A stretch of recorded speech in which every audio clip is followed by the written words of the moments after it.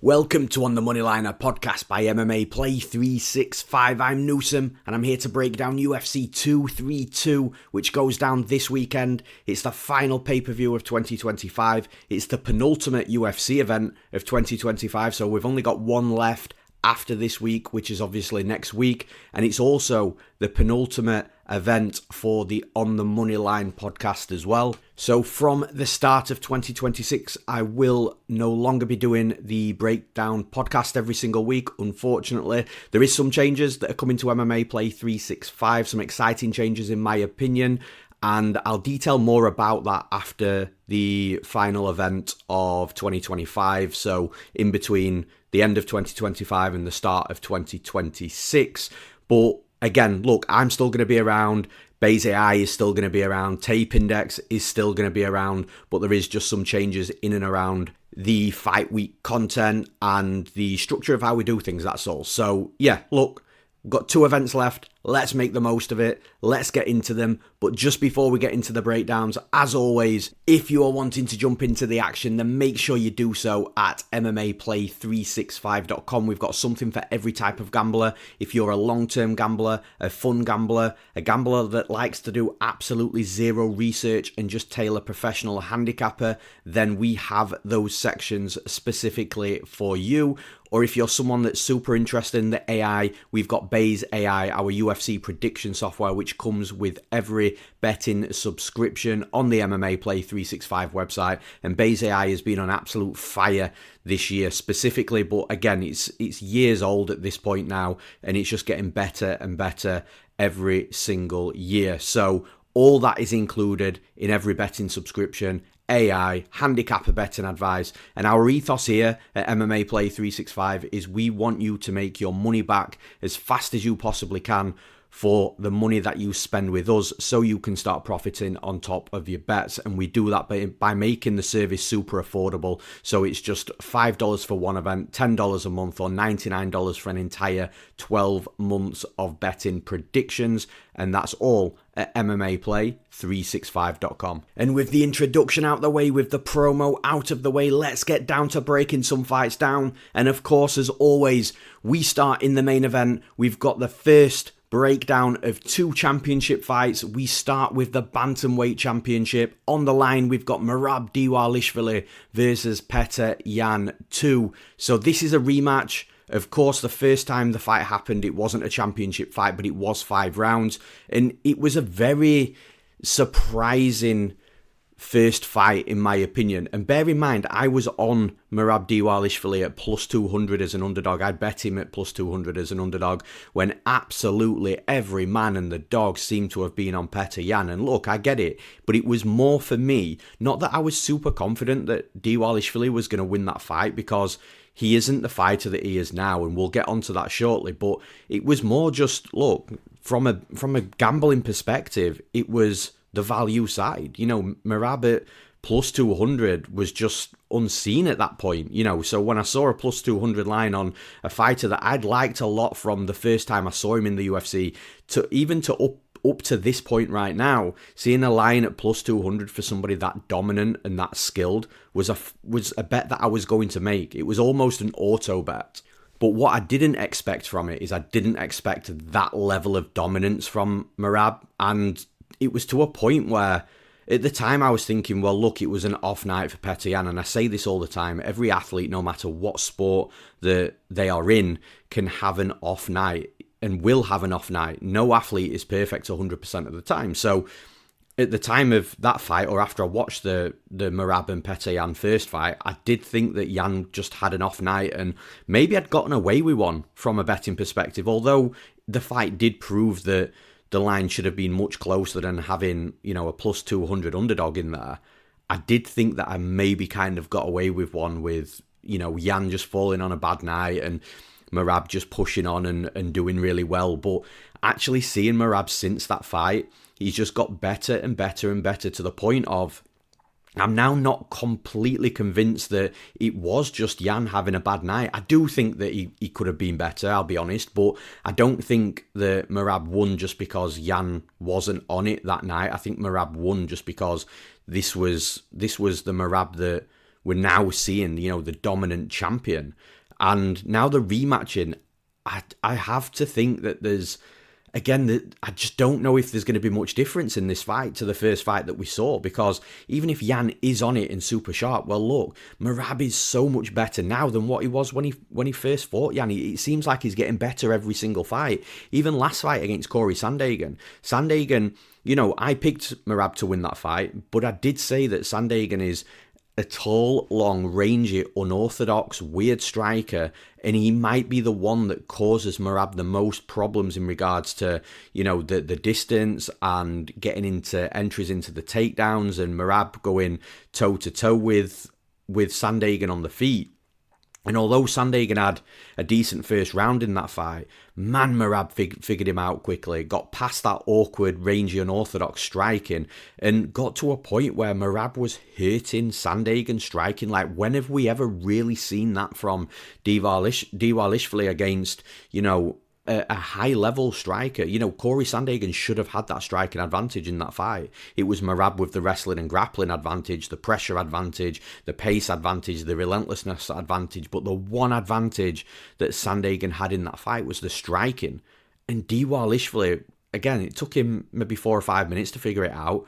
But, man, he got in there and was hurting Sandhagen. At one point, I thought he was going to knock him out. So, look, Dvalishvili is getting better every single time that we see him. Again, going toe-to-toe with Petr Yan, I'm not sure is the smartest move. Petr Yan's more of the height of Dvalishvili, so I think if Dvalishvili goes toe-to-toe, it's going to be within boxing range, and that is just where Yan is absolutely elite. So again, it's another scenario, in my opinion, where a Dvalishvili opponent has got the striking advantage, or should have the striking advantage. I do think, though, here, Dvalishvili is not going to mess around on the feet, because I think very early in this fight, if he does start trying to exchange with Yan, he's going to figure out that he's not going to be competitive there. I don't think that Dvalishvili can strike toe for toe with Yan. I think Yan's just his boxing's just super sharp, timing, speed. I think he's going to be, he'll look the better fighter striking, but I think this is going to be a Dvalishvili whitewash again. I think we're going to see, the relentless takedowns. Again, from Yan's mentality perspective as well, he's not going to forget how many times he was shot on by Dvalishvili. I'm sure it was in like the 50-60 region that Dvalishvili shot in at Yan. I think Yan's going to remember the times he was taken down, the fact that he couldn't really do anything because of that pace, pressure, relentless wrestling that Dvalishvili puts on his opponents. And once those thoughts start coming back, and once he remembers how difficult it was, and that now he's facing a better version of Dvalishvili than what he fought the first time around, I just feel that it's going to be another suffocating performance. Maybe whitewash is the wrong word. I do think Yan's going to have moments before the wrestling starts taking place, but again, once Dvalishvili starts getting going, once the engine's running, I just feel that Yan's just going to have a really difficult time here. And like I say, although I think we'll get a better version of Yan, a better performance from Yan than what we had in their last fight, I think Merab has leveled up, astronomically since their last fight as well, and I think it produces the same result. So for those reasons, I'm picking Merab Dvalishvili to win this fight and still the UFC bantamweight champion. And in the next fight, in the co-main event, we've got the second breakdown of the second championship fight of the night, although it'll be first with the card order on fight night. This time, we're in the flyweight championship fight. We've got Alexandre Pantoja versus Joshua Van. Now, this is so well-deserved for Joshua Van, and it's actually crazy when you look at his age, 24 years old, and he's fighting for a UFC championship. And I know fighters have done it younger, specifically John Jones, but again, 24 years old, and he's fighting for a UFC championship is just absolutely crazy. Van is probably, I would say, maybe 4 or 5 years away from his prime, from being the best version of himself. So if he's fighting for a title at 24, what is he going to be like at 27, 28, 29, where I think will be his prime years? It's just scary to think about. And look, I'll be honest, I don't think there's a single UFC fan that knows, the hardcore fans, or maybe the casual fans that know of Joshua Van now, I don't think there's a single UFC or MMA fan that doesn't like Joshua Van. I don't understand how you can't. The dude is an exciting fighter, fast-paced, fast hands, good boxing. He's shown a level of wrestling and grappling as well. The only criticism we've had of Joshua Van over the years is that sometimes he can start really slow and give away the first round, and when he does that, in a 3-round fight, he's then got to win rounds 2 or 3. Otherwise, that round that he started slow in and took his time will be the round that's cost him the fight. But this guy was made for 5 rounds, and this is a 5-round fight. So if this does go all 5 rounds, it's going to be very interesting to see, the pace that Joshua Van can put in, the championship rounds here. Like, again, he's just super exciting, fast-paced, fun to watch, good boxing, good wrestling, good grappling.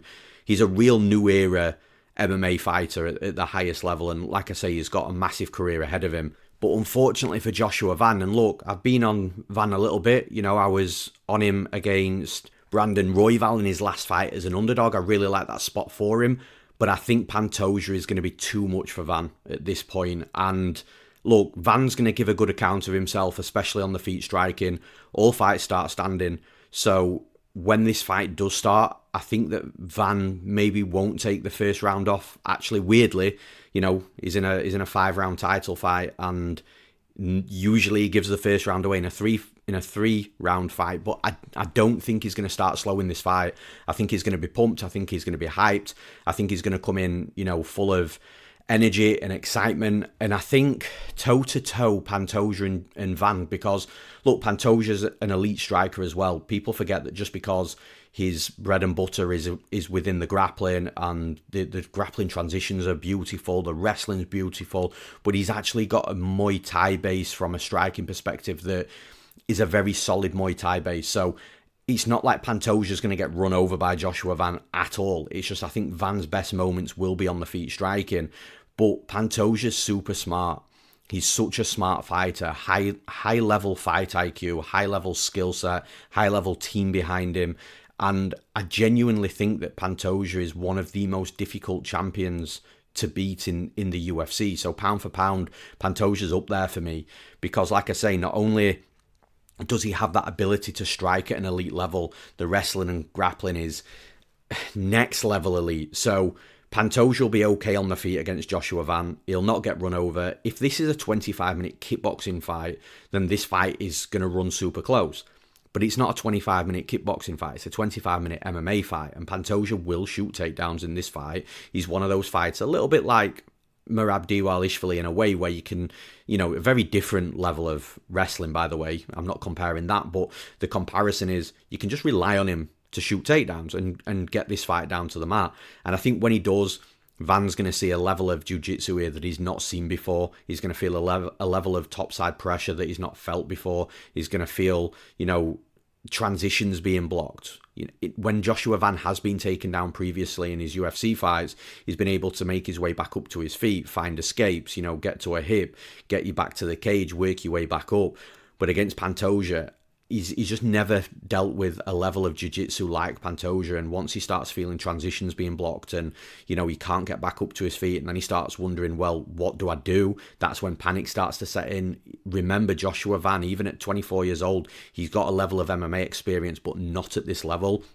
It's his first championship fight. It's his first fighter at a level of, like I've said a couple of times already, the level that Pantoja brings from a grappling perspective. And I just feel that Pantoja is going to drown Joshua Van with the grappling. And I hate to say it because I love Joshua Van. I love Pantoja as well. I mean, they're both super exciting fighters. But Pantoja, for me, has got the experience. He's, a legit champion, elite in every single area. He's fought absolutely everyone there is to fight. I don't think Van's going to bring anything to the table that Pantoja's not seen before from a skill set perspective. I just think if Pantoja does struggle in this fight, he'll struggle because of the speed, because of the youthful energy, the excitement that Joshua Van brings. It'll be that side of it that will cause him more issues than the actual skill set. But once Pantoja gets going, once he gets a hold of Van, once he starts dragging Van down to the mat, I just don't see... I think Pantoja will take Joshua Van out if he gets him down and he's got, 2 or 3 minutes to work on the mat. If he gets him down And it's less time than that. I just think he controls till the end of the round and then rinse and repeats for the next round. But like I say, I don't think Van's going to bring anything to the table from a skill set perspective that Pantoja hasn't dealt with and beaten before. But this is a whole new world and a whole new level for Joshua Van. And it's okay. It's absolutely fine if Joshua Van wins this fight. I mean, Van won't think so. He'll be absolutely devastated. But what I mean by it'll be absolutely fine is this might be the loss that elevates Van to the next level and, sets him into those prime years of fighting for himself. Again, to reiterate, he's 24 years of age. He's not close to his prime yet. And the fact that he's fighting at this level already, I think this is going to be one of those losses that he'll probably look back at in 4 to 5 years' time and think, that was the best thing that could have happened to my career, because I do think Van's a future UFC champion. I just don't think it's right now. For those reasons, I'm picking Alexandre Pantoja to win this fight and still the UFC flyweight champion. And in the next fight, we've got Brandon Moreno versus Tatsuro Taira.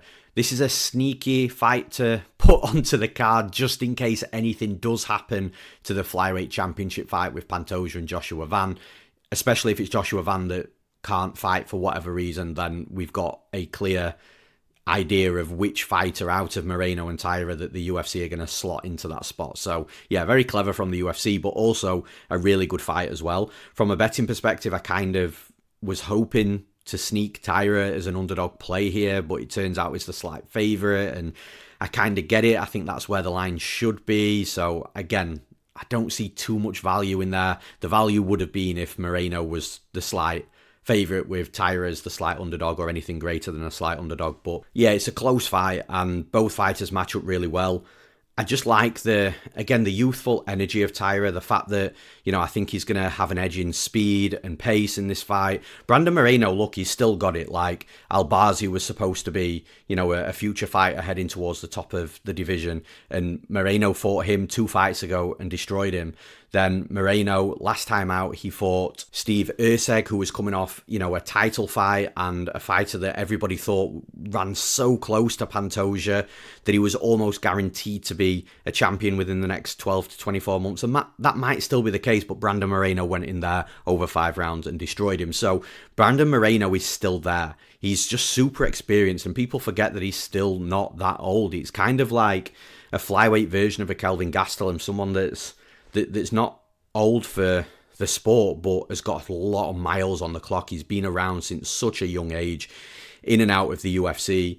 And yeah, look, Moreno is a fighter that's been a champion. He's been in and around there. Does he get another title fight? Well, with a dominant win against Tatsuro Taira, he does. So, there is some motivation for Moreno at this part in his career. Sometimes at this stage in the career, fighters who have had that title fight, who are probably not on any sort of borderline of getting another title fight, it's tough to gauge where they're at mentally, because knowing that title fight probably isn't going to be there for him again is a little bit demoralising. But it's there for Moreno. If he wins this fight, he should be the next one for the title. But I kind of think that the style of Taira just nullifies where Moreno can really pull away in certain fights, especially with the grappling, because Brandon Moreno's a high-level grappler, really good jiu-jitsu, and Taira is also a high-level grappler with really good jiu-jitsu, but he just seems to be a step ahead on the mat, a little bit faster pace in your transitions, in the scrambles. So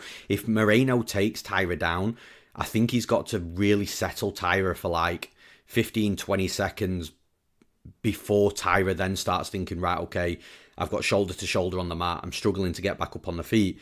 But to settle Taira is going to be really difficult. And we saw in the Brandon Royval fight, it's not easy to deal with Taira on the mat. And Brandon Royval is, again, a grappler very similar to Taira.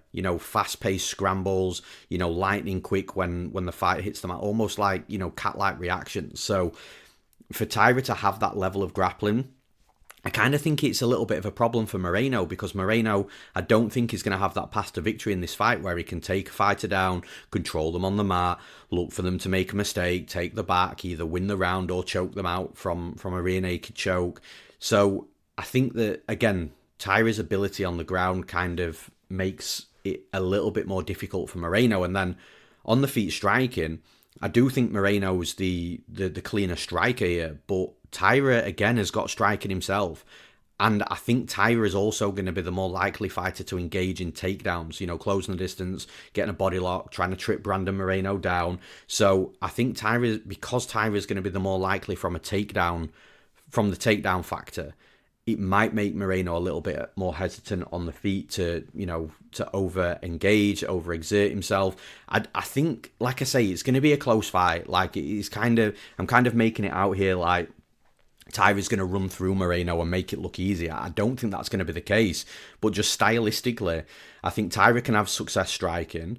I think Taira on the mat is going to be able to do some good work as well. And if he takes Moreno down, look, I don't think he's going to hold Moreno down for too long, but I do think it's possible that Taira does take a back and maybe holds Moreno down with a body triangle, maybe, that type of level of control on the mat. I don't think, if the chest to chest, so if Taira's in full guard or half guard or side control, I don't think he keeps Moreno down that way, but I think Taira could take a back, get a body lock and control him on the mat via those positions. So yeah, look, again, it's a close and competitive fight, but when I'm looking at which fighter can maybe thrive here, I feel like it's more likely to be Taira.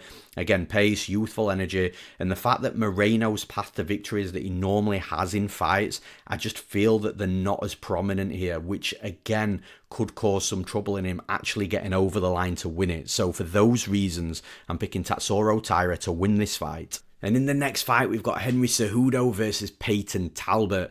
Now, when this fight was first announced, I was instantly thinking, okay, well, I really like Henry Cejudo here.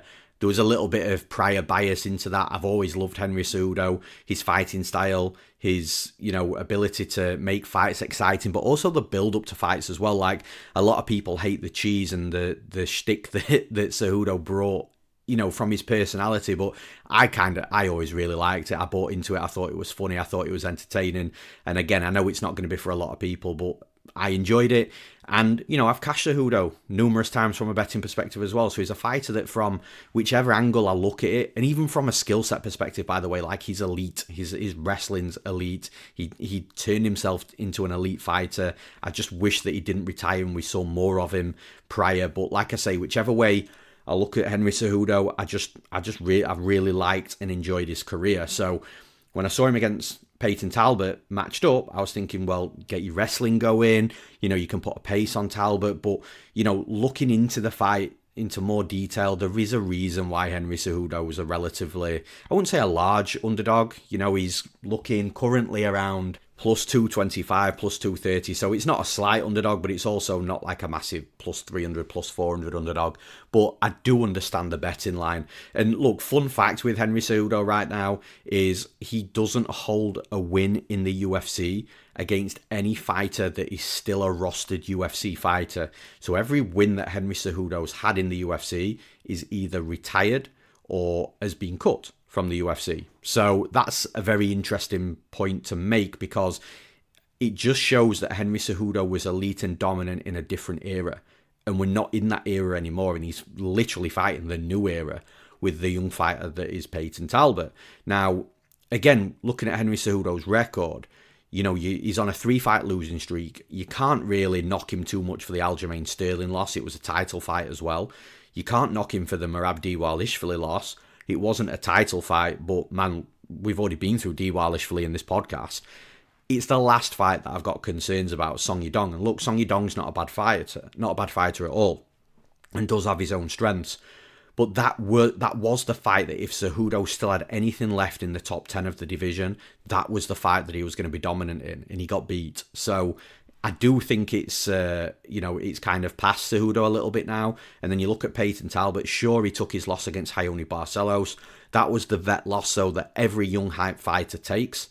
And, he took it against Raoni Barcelos, who's still winning fights in the UFC now, by the way. So again, not a terrible loss considering, with all things considered. But then he goes in and fights Felipe Lima. That might actually be a more difficult fight than Raoni Barcelos, because Felipe Lima I hold in very high regard. Solid striker, solid wrestling, solid grappling. Also young, very difficult to beat, very difficult to look good against. And Payton Talbott, he was taken down 3 times, which again we'll get into shortly. But man, he was back up to his feet. He was lighting him up on the feet. Talbott looked elite from a striking perspective. everything was on point, everything was timed perfectly, and he looked very, very good. I'm sure I cashed Payton Talbott as an underdog in that fight as well. Could be wrong, would need to check up on that. But yeah, I'm pretty sure that happened. And like I say, it was it was a very, very good fight for Payton Talbott, and looked like that loss that he took to Barcelos had zero effect on him whatsoever. Now, the elephant in the room is what I touched upon a minute ago. He got took down 3 times. Henry Cejudo is a high-level, Olympic-level freestyle wrestler that, has bridged that freestyle Olympic wrestling into MMA. He did that years ago, and, he's absolutely one of the best MMA wrestlers in the UFC. So I expect Cejudo to get some takedowns here, but it's just not as simple as get a load of takedowns and win a fight, because Cejudo's going to be getting cracked on his way in. Talbott's going to show him things up the middle. He's going to show him uppercuts. He's going to show him knees. I think Talbott's shown enough against a Felipe Lima, who's, again, a solid grappler, that he can get back up to his feet. For as good as the wrestling is from Cejudo, the topside grappling isn't that heavy. It's not like a heavy blanket where he can keep fighters down for long periods of time. Talbott will be able to get back up to his feet, and it's almost like if Cejudo's going to win this type of fight, he's going to have to score like 8, 9, 10, 11 plus takedowns in this fight to be able to make those takedowns count for something. Because if you're completing 10 takedowns in a 3-round fight against an opponent, then you're going to be the one in control and not taking too many shots coming back at you. But I just don't think that's going to be the case. I think Cejudo will score maybe 3 or 4 over the course of 3 rounds. But I just don't think that's going to be enough to get him over the line against a fighter in Talbott that's just going to be pinging shots off Cejudo's head, sniping down the middle. I just think Cejudo's going to have a real problem in this fight from a striking perspective. He's going to struggle to get into range, and it's just going to allow Talbott to look really good in this fight. Like, I don't think that the fight is going to run that close and that competitive. I think because of Cejudo's style and the fact that he is towards the end of his career and he's not the fighter he was when he was a champion himself, I think this type of fight is going to make Talbott look unreal. And I think Talbott's going to get a statement win here. For those reasons, I'm picking Payton Talbott to win this fight. And in the next fight, we've got Jan Blachowicz versus Bogdan Guskov. Now, Bogdan Guskov, I've got this guy wrong a couple of times in a row now. I'll always tell you when I'm right, but I'll always tell you when I'm wrong as well. And, I still think, though, that Guskov's got holes in his game that, fights just aren't going on long enough for opponents to expose them. But that's credit to Guskov. He's got insane power. He's absolutely huge for the division, very imposing, very intimidating. And when he lands on you, he can put your lights out in one punch. He's got that touch of death type of power. And Jan Blachowicz is a fighter that, look, he's definitely past his prime years, but I don't think he's done yet. I still think there's a good fighter in Jan Blachowicz. And I think the betting line suggests that as well, because the betting market isn't allowing Bogdan Guskov, this knockout artist, to be a favourite over the UFC vet that might be on his way out, because that's not the case. I don't think Blachowicz is on his way out. I think we've still got a number of years from Blachowicz. And with me saying that, watch him lose this fight and then hang his gloves, put his gloves on the octagon canvas and retire, just to curse me there. But yeah, I think Jan Blachowicz is still got qualities. It's just, can he get past the power of Guskov? And look, Blachowicz has fought so many power strikers in his UFC career. He doesn't look like he's one of these fighters where his durability is being cracked so much and he can't take a punch anymore. So it is going to be interesting. But if Guskov cannot take Blachowicz out in round 1, or if Guskov gets taken down before he really gets going in round 1, I just don't see him winning this fight. Jan Blachowicz is a legit BJJ black belt, and Guskov, go back and watch his UFC debut against Volkan Ozdemir. I know he's likely developed and got better since then, but I don't think it's enough time to get to a level anywhere close to the level of Blachowicz's grappling. So I think if Blachowicz takes Guskov down, it's going to be a long night for Guskov, or maybe a short night if he gets a submission or ground and pound after. It's just a very strange fight to be confident in, because Guskov, as I've said already, I say it a lot, all fights start standing. So when Guskov comes out here and they're both exchanging, Blachowicz isn't going to walk into the centre of the octagon, level change and take Guskov down. He's going to strike with him for a good 60 seconds, 90 seconds maybe, before he even thinks about a takedown or closing the distance. And in that time, it's possible that Guskov lands something and puts Blachowicz out because he's got the power to do it. But it's just if he doesn't, then the longevity suits Blachowicz in this fight. And I think the biggest gap in skill is not the striking or the power of Guskov. I think it's the wrestling and grappling of Blachowicz. So that's kind of the way that I have to lean here. But again, I'm not going to be shocked if it's third time in a row that I've picked against Guskov, or I think it's third time anyway. Definitely last time, maybe the time before that as well. But yeah, it's not going to shock me if I'm wrong once again with Guskov and he flatlines Blachowicz inside the cage with a monster shot to the face. But I have to side with the biggest gap in skill. I have to side with the most obvious path to victory, and I have to side with the fighter that is not looking for that small window of opportunity in the first round. So for those reasons, I'm picking Jan Blachowicz to win this fight. And in the next fight, we've got Grant Dawson versus Manuel Torres. Now, I'm very surprised to not see Grant Dawson up at like minus 300, minus 350, or maybe even wider. And that's not a discredit to Torres at all. It's just Grant Dawson.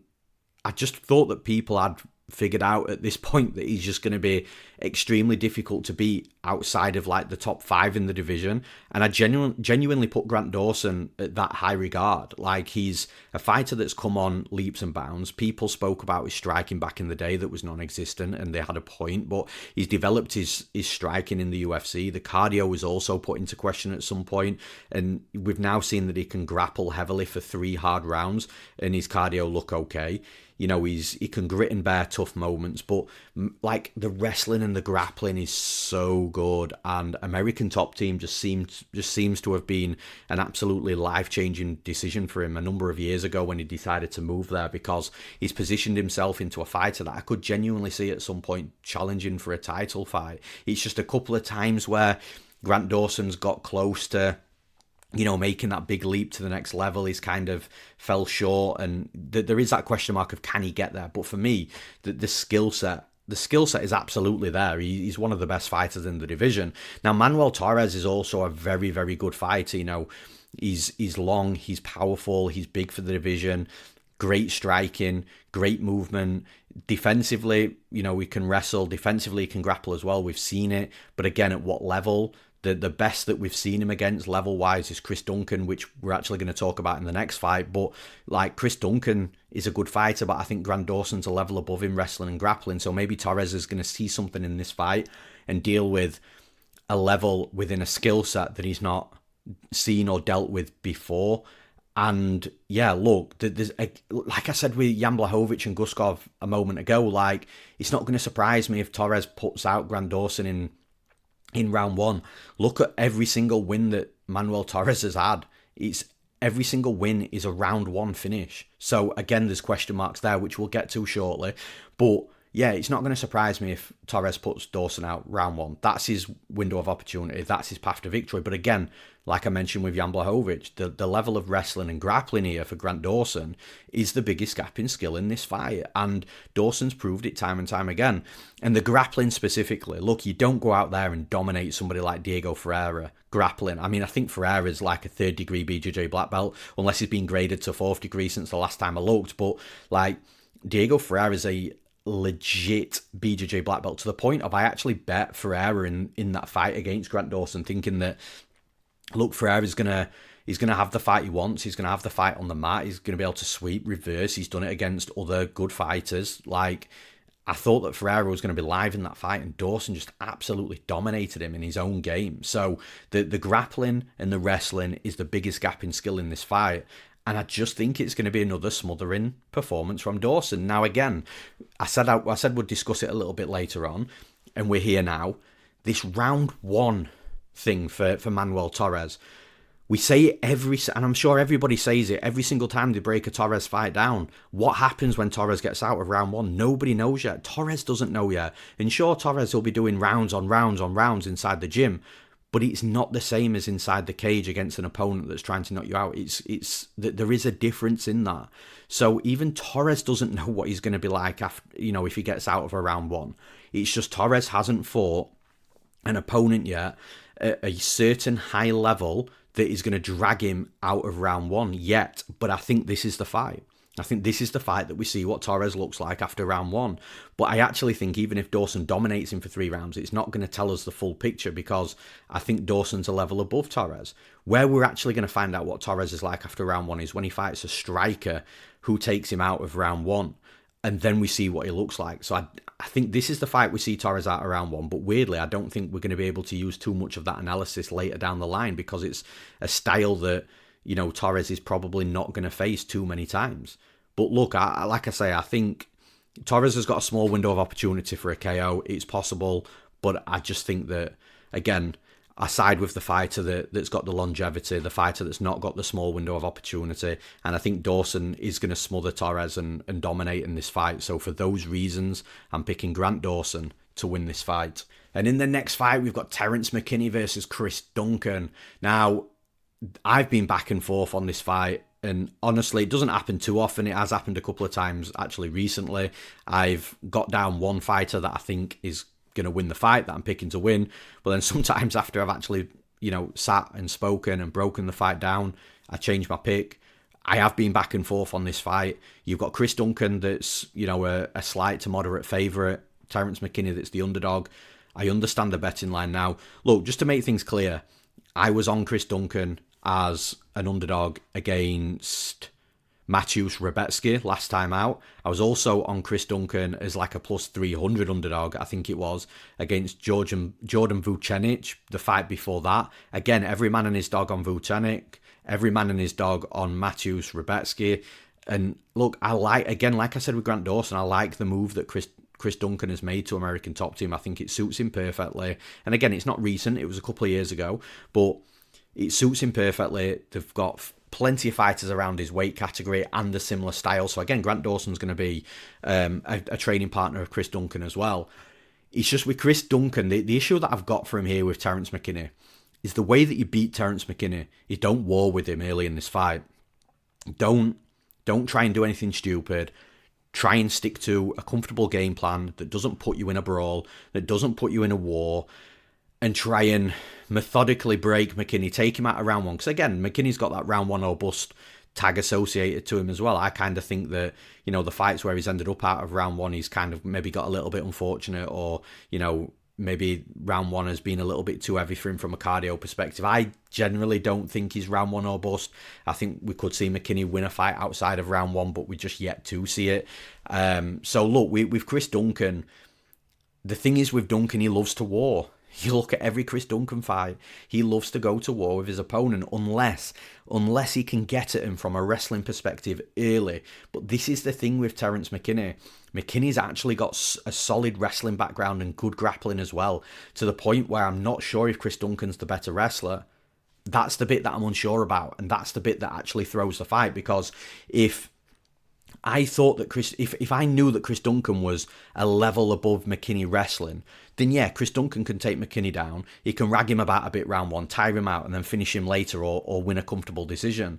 But I'm just not sure he's going to be able to do that to McKinney early. And whilst he's trying, Duncan's going to be expending energy, and Duncan's also going to be putting himself in a range in this fight where McKinney's going to be able to land on Duncan, and McKinney's got freakish power.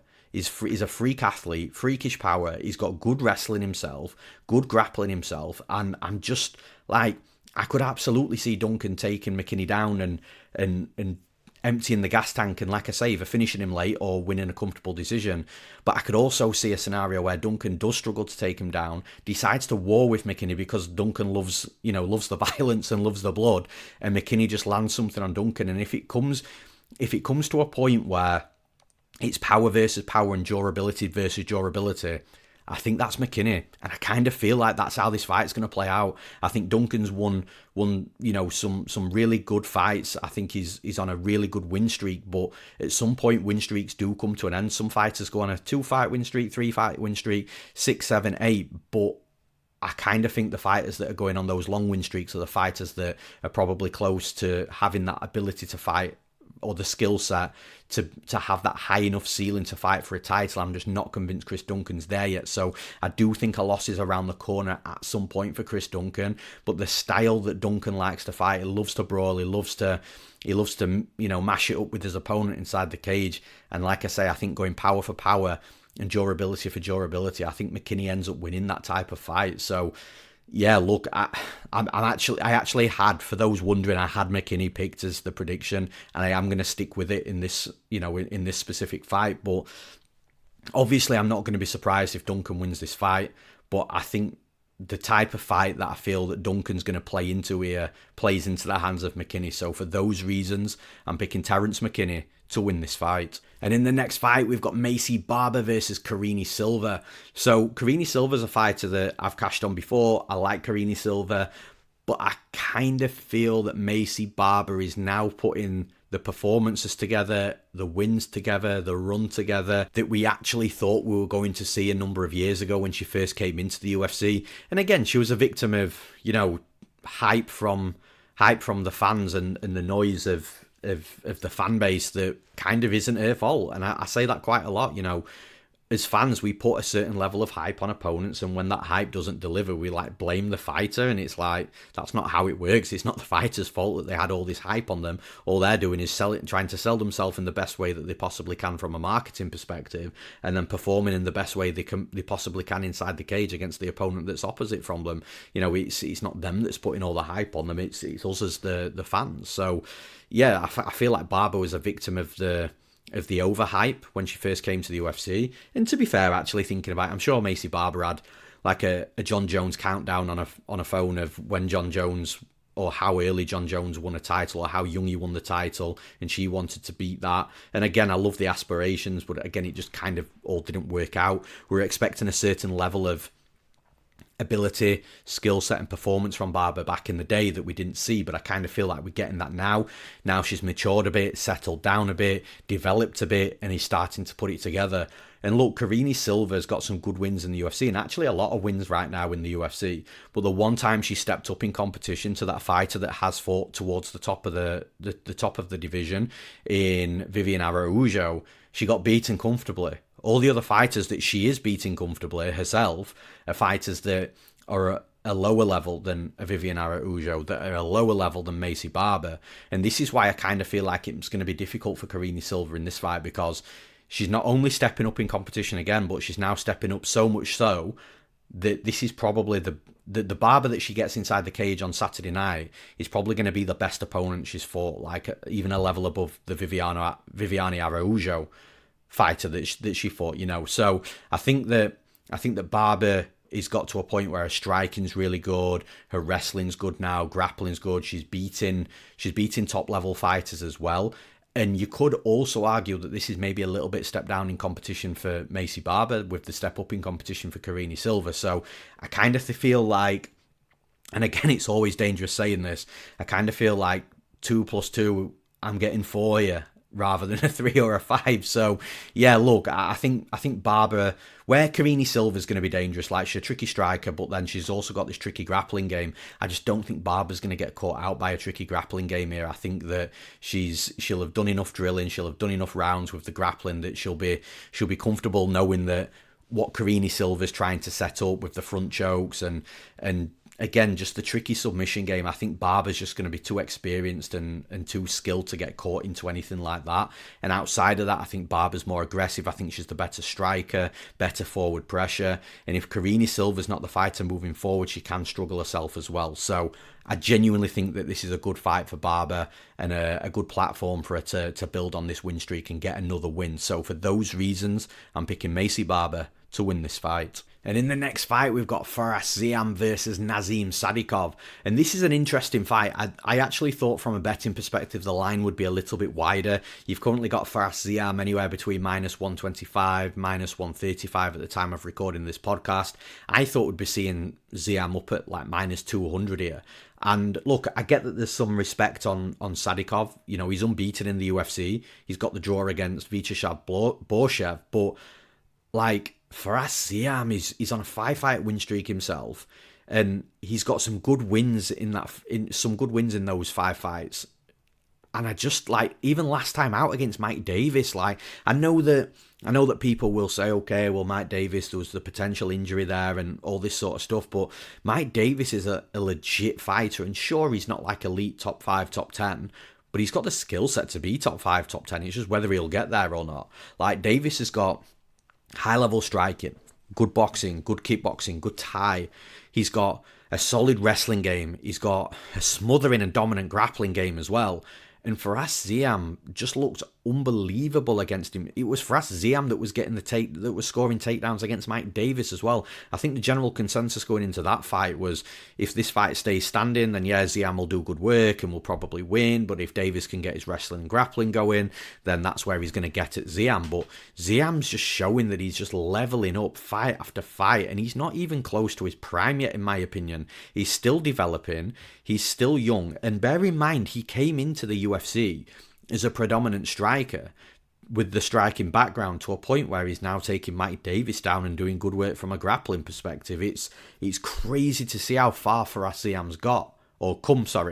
But with Nazim Sadykhov, like, look, Sadykhov is a good all-round fighter himself. Look, he can strike, he's got good power, wrestling, grappling, you know, we've seen that, he's good, but I just feel that if Mike Davis was unable to get at Fares Ziam in the majority of the areas within MMA, then Sadykhov's going to have the same issues as well. Like, again, Fares Ziam is going to be the better striker in this fight, sharper, more on point. It's going to be on Sadykhov to look to level change and take Ziam down. And look, I do think he'll take Ziam down. Like, I know I never say never with takedowns, but I think Sadykhov has got to get takedowns, and I think he will.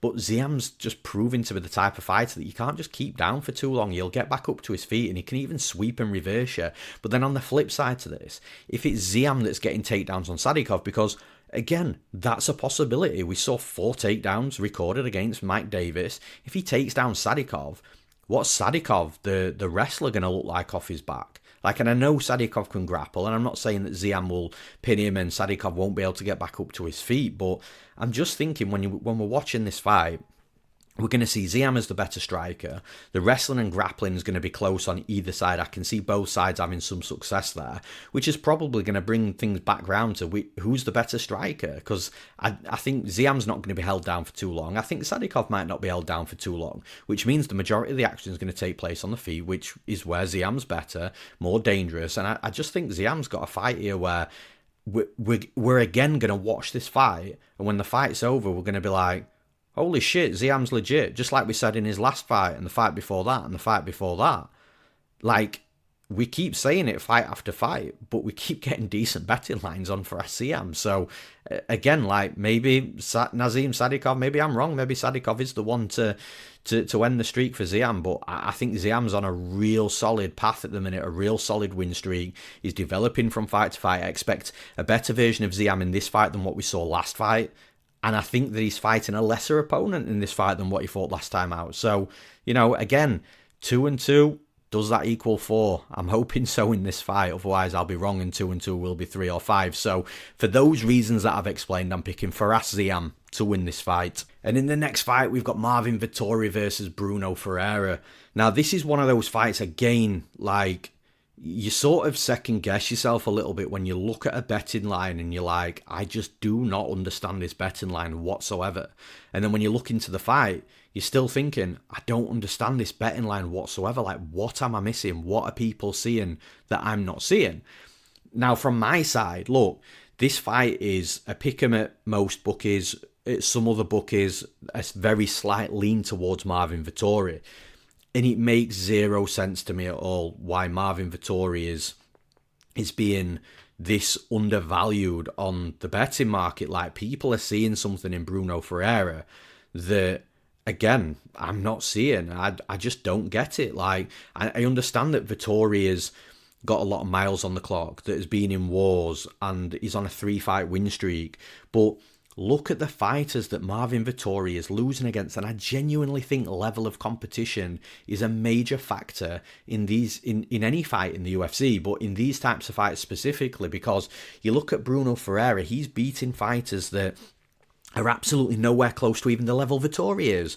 but not even anywhere close to the level of fighters that Vettori is being beaten against.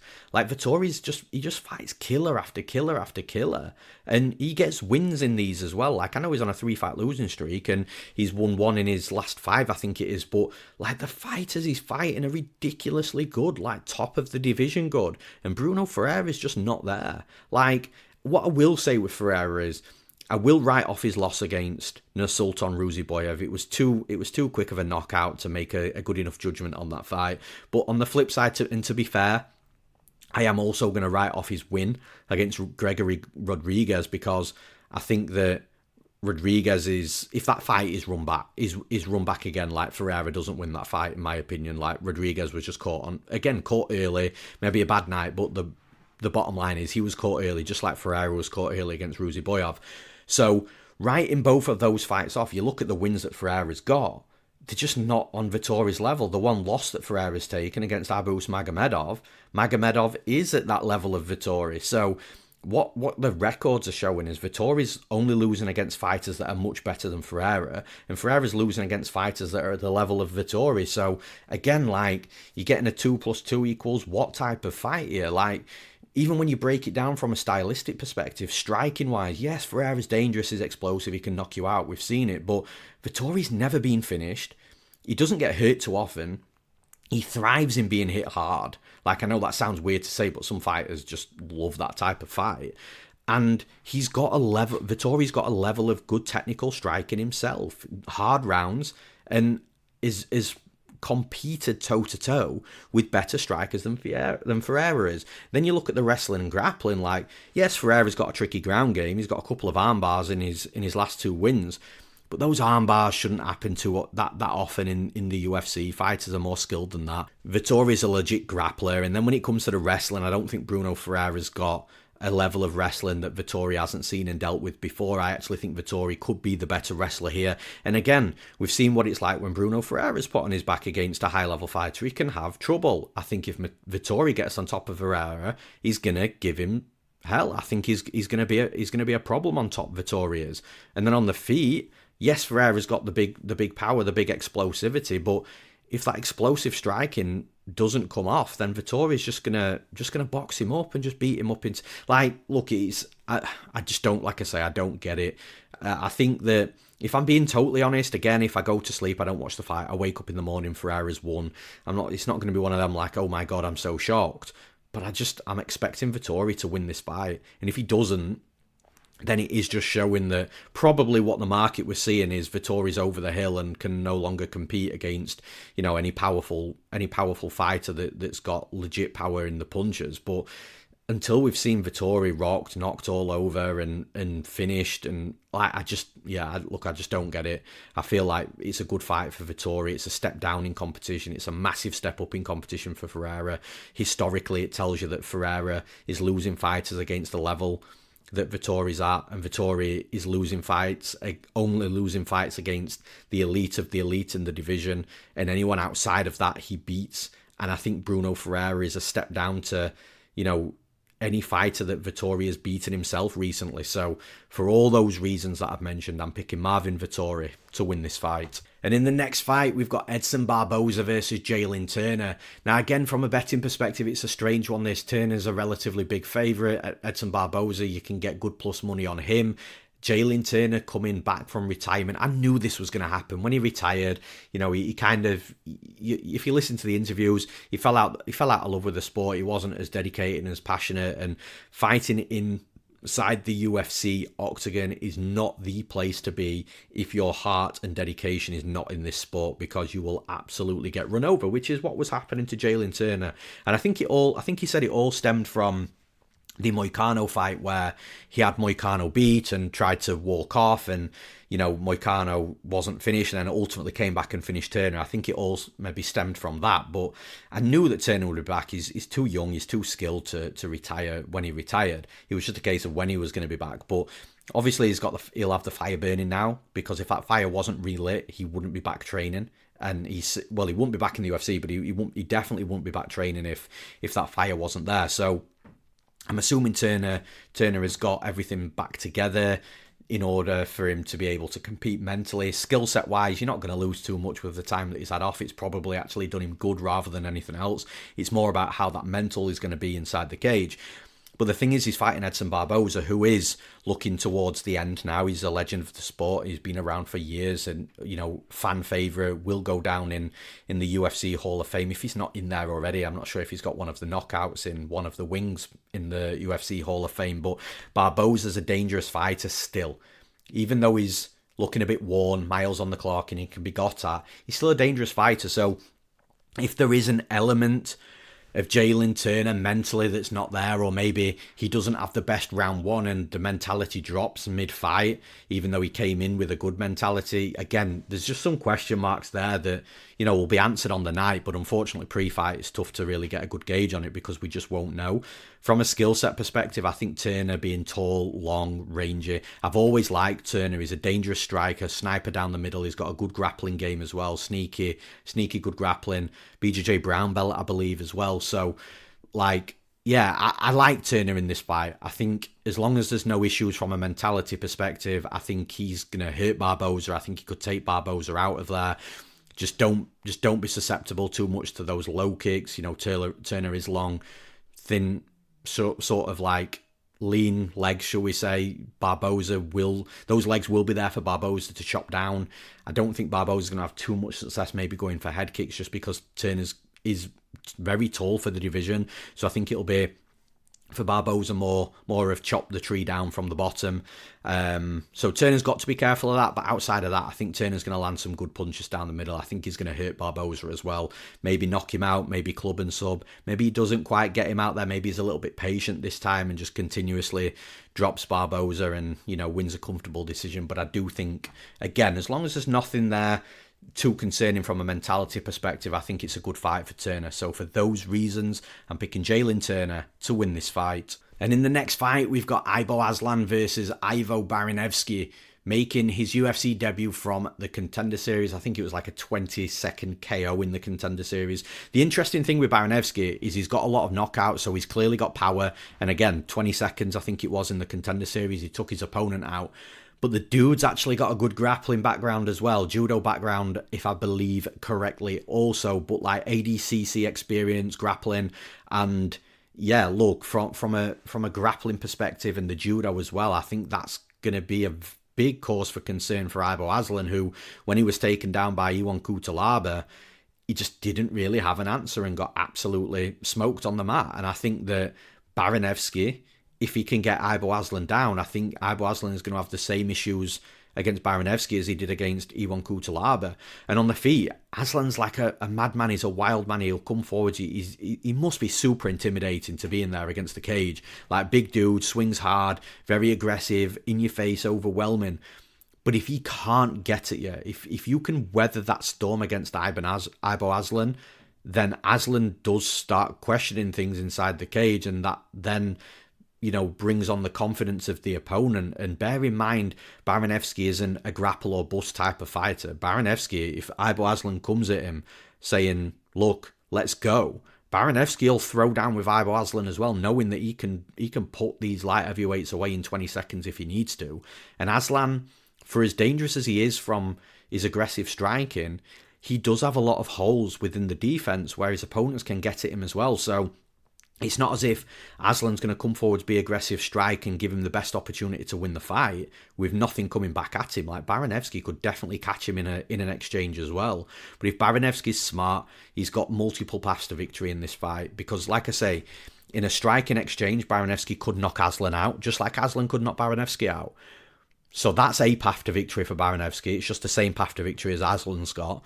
But then when it comes to the wrestling and grappling, that's your additional path to victory. So I'm not surprised here that Baraniewski is the favourite.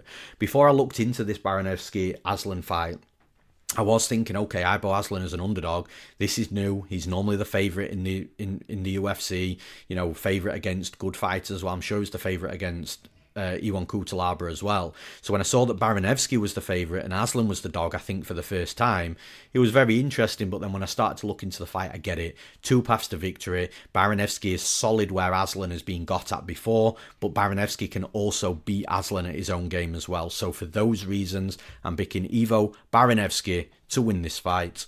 And in the next fight, we've got Mansour Abdul-Malik versus Antonio Trocoli. Now, Abdul-Malik is the biggest favourite on the card. He's in and around the minus 1,000 line, but by the time we get to fight night, people might still see value in that minus 1,000, even though MMA is always a volatile sport, but he's going to end up in every parlay. So by the time everyone's finished making the parlays, by the time it gets to fight now, I'm expecting Abdul-Malik probably to be like minus 1,400, minus 1,500, maybe even wider. And I know that seems crazy, and I know it sounds crazy to even say those words, that we think a fight is even going to get wider from minus 1,000, but like, I just don't know how many times out of 100 if these two fight, Trocoli wins. And that's just me being honest. Like, I kind of give Trocoli the benefit of the doubt against Trajan Gore. So when he fought Trajan Gore, I bet Trocoli, and I did have a feeling that Trocoli might not be what people were making him out to be. Trained in Vegas, he was clearly big, powerful. I thought that the skill set was there as well, but I feel like I was proven wrong. And Abdul-Malik is just like an insane athlete first and foremost, powerful, physically imposing, but outside of that, he's got good striking, his wrestling's good, his grappling's good, his ground and pound's good. And I do think at some point, someone is going to beat Abdul-Malik as a big underdog. I think I said this a couple of fights ago. We've seen glimpses of Abdul-Malik being able to be got at, but he's managed to get through those fights. And I think once Malik takes a significant step up in competition, I think he's going to lose a fight, and he'll be a big favourite when he does lose that fight. But this ain't going to be it for me. I just don't see it at all. I think Trocoli is going to come out there. I think he's obviously going to try to be active early and to put something on Abdul-Malik, but I genuinely think that this fight could be maybe even under 0.5 rounds. I mean, the totals will be under 1.5, will be over under 1.5, and I'm sure the under 1.5 will be. In fact, let's have a look now. So just looking at the lines right now, Abdul-Malik under 1.5 rounds is minus 175. I expect that to widen as well. I just think it's almost nailed on that Abdul-Malik, I think, gets Trocoli out of there, really. But I even think it could be under 0.5 rounds. I think that once Malik lands on Trocoli once, I think Trocoli is going to feel it. I think he'll either drop or turtle up a little bit. Abdul-Malik will get on top and just land brutal ground and pound. The ref will stop it pretty early. So, yeah, I think that this is a fight that, I hate breaking fights down like this, actually, but, it, from a UFC level perspective, it is a mismatch, and I fully expect Abdul-Malik to take Trocoli out of there. So for those reasons, I'm picking Mansour Abdul-Malik to win this fight. And in the next fight, the final fight to break down of the podcast, we've got Mohamed Naimov versus Mayron Santos. Now, the one thing that I'm going to say here is, well, first of all, I don't love the betting line. Mayron Santos is deservedly the favourite, but I don't think he should be as wide of a favourite as he is. But what I don't like from Santos here is the move to Fighting Nerds. And that's nothing against Fighting Nerds. Like, we all know the Fighting Nerds in Brazil are one of the most, explosive, fast-moving gyms. Everybody seems to be going over there to train. They've made a massive name for themselves in such a short space of time. Like, you've got your American top teams and your Extreme Couture that have been around for years and have got that reputation from years and years, whereas Fighting Nerds are absolutely like babies new compared to, an ATT or an Extreme Couture. But it's not anything negative on the gym of why I don't like the move for Santos. It's the fact that Santos has moved from Extreme Couture. And I'm not saying Extreme Couture is better than Fighting Nerds. People have their own opinion. But what I think benefits Santos from his style is having that defensive wrestling, because the dude is an absolute killer on the feet. His Muay Thai is sharp, it's good, he's got deceptive power, he doesn't have to load up on his strikes, his movement's good, his vision's good, in and out of range, chopping down low kicks, mixing to the body, mixing to the head. Mayron Santos is one of the better put together technical strikers in the entire division, in my opinion. Very, very good striking. So the way Santos is going to dominate fights is when he's put against wrestlers, defend the takedowns, get back up to your feet. And to be fair to Santos, he's done a relatively good job of that before he fought like a Francis Marshall, which in my opinion was a robbery. I don't like to use the word robbery. I think that word is way overused, like people using it for fights that could go either way and they're calling it a robbery. But that fight was a robbery. Like, Francis Marshall should have won that fight, and I'm pretty sure Santos alluded to that as well. But like, Santos has generally been pretty decent in regards to defending takedowns and getting back up to his feet when he's needed to. But he's also not fought fighters, in the sort of top 10, top 15. And at Extreme Couture, they are a very wrestling heavy gym. So I feel like that gym suits Santos better for him to be dominant and keep fights where he needs to keep fights moving forwards. Fighting Nerds isn't gonna hurt his game. Like, Fighting Nerds is a world-class gym themselves, but just what Extreme Couture bring to the table from that wrestling perspective, I think suits Santos better. That's all I'm saying. And we actually might see a little bit of it here, because Mohamed Naimov is a fighter that's going to come out shooting takedowns. Now, I know that Myron Santos has since fought Sadiq Youssef since the Francis Marshall robbery, but Sadiq Youssef isn't the type of fighter that's going to look for too many takedowns like Francis Marshall did, like Mohamed Naimov is going to do in this fight. So it's going to be really interesting to see how Myron Santos deals with the wrestling of Naimov, because Naimov will look for takedowns. He is very big, he's very physical, and you can tell that he's got that deceptive power behind him. Whether you want to call it deceptive or not, I don't know, but you can tell he's very physical. So if Myron Santos is going to piece Naimov up on the feet, in my opinion, big time. Like, Naimov does have power and he can crack, but there's a level difference here with the striking. So it all depends on whether Naimov can get into the takedowns on Santos, take him down and keep him down. And look, Naimov's done it to really good fighters like Nathaniel Wood. That win against Nathaniel Wood was an insane win. And sure, he dropped the fight to Felipe Lima. I bet Felipe Lima is an underdog in that fight, by the way. Kind of feel like I maybe got away with one, as the trajectory was showing the Naimov win until Lima found the finish in the third round. So, like, even that performance against Lima was good. Like, Naimov's a solid fighter, but it's just he's at a massive disadvantage on the feet striking. It just completely depends on whether he can replicate the Francis Marshall performance. But even still, like, Francis Marshall lost that fight, and again, I know it was a robbery, but the judges still scored it against the striker. And yeah, like, it's a tough one. I don't like the line, but I do like Myron Santos in this fight. I do think that he's got an ability to be able to defend takedowns. I think I think Naimov will get him down. I think Naimov will have some success topside grappling actually as well. Like, I don't think Santos will be able to bounce straight back up to his feet every time he's taken down. But I just think the better work, the more dangerous work is going to be done on the feet. Like, Santos might get wrestled a little bit, fight back on the feet, and then drops Naimov, and that's a round winner. Or that drop could turn into, the beginning of the end. Again, I'm going back to the biggest gap in skill in this fight, and I know I talk about the biggest gap in skill a lot, but I put a lot of weight and value in it. I think the biggest gap in skill by a mile here is the striking of Santos, so that's the way I'm going to lean. I'm picking Myron Santos to win this fight. And that's all for this episode of the podcast. Once again, thank you for everybody tuning in. There is that bit of news that I mentioned in the introduction to the podcast regarding some quick insight into what 2026 is going to bring for the podcast and for the changes that are going to be made to MMA Play 365. But like I say, to reiterate, I am still going to be around. Bayes AI is still going to be a massive feature for MMA Play. It's been an absolute fire this year.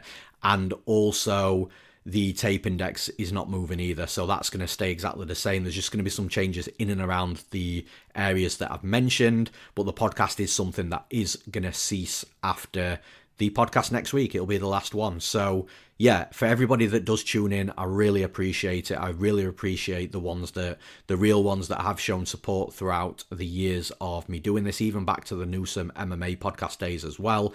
But yeah, that's MMA Play 365. If you do want to jump into the action, this weekend, though, then make sure you do so at MMAplay365.com. Something for every type of gambler, handicapper betting advice, AI predictions as well, which gives you a percentage prediction for every possible outcome of every UFC fight for every UFC event. We've also got a Black Friday offer still running. I'll probably leave that running for the next few days, maybe. I'll have a chat with the team. I'll see what they want to do. But yeah, that'll probably still be running for the next few days. It's half price, so it's $50 for an entire 12 months of predictions. And again, if you want to jump into the action, make sure you do so at MMAplay365.com. I'm Newsome. Thanks for listening. And for the very last time, I'll see you next week.